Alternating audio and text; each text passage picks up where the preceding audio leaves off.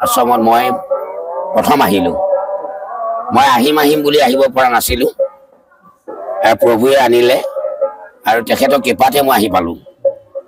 গতিকে আজি যিটো সময়ত ভাৰতবৰ্ষত লগতে অসমত যিটো সময়ত পশ্চিমীয়া সংস্কৃতিয়ে অসমীয়া জাতিটোক গ্ৰাস কৰিছে, এনে এটা সময়ত এনে এটা সন্ধিক্ষণত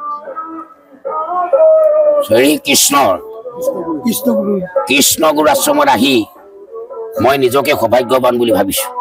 কিয়নো একনিষ্ঠভাৱে একাগ্ৰতাৰে বিভিন্ন দেশৰ পৰা বাপ সমস্ত আই মাতৃসকলে আহি এই প্ৰভু কৃষ্ণৰ ওচৰত সেৱা লৈছে। এইটোৱেই অসমীয়া জাতিটো এটা আধ্যাত্মিকভাৱে এটা গভীৰ শ্ৰদ্ধা।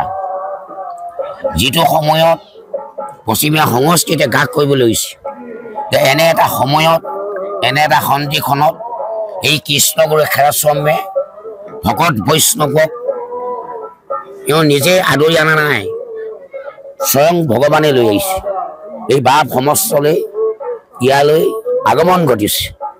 গতিকে এই আগমনটোৱে অসমীয়া জাতিটোক ভৱিষ্যতে আধ্যাত্মিক দিশত আগবঢ়াই নিয়াটো এটা পথ প্ৰদৰ্শক।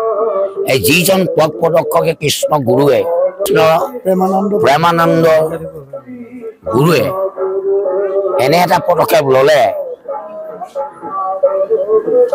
মধ্য অসমৰ পশ্চিম দিশত যিটো পদক্ষেপ গ্ৰহণ কৰিলে, সেই পদক্ষেপক মই আদৰণি জনাইছোঁ।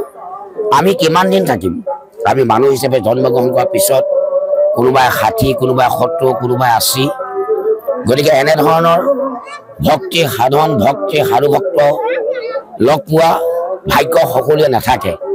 মই এজন ভাগ্যৱান বুলি ভাবিছোঁ। কিয় যে প্ৰভু কৃষ্ণক মই সাক্ষাৎ কৰিব পাৰিছোঁ। গতিকে ময়ো সৌভাগ্যৱান বুলি ভাবিছোঁ।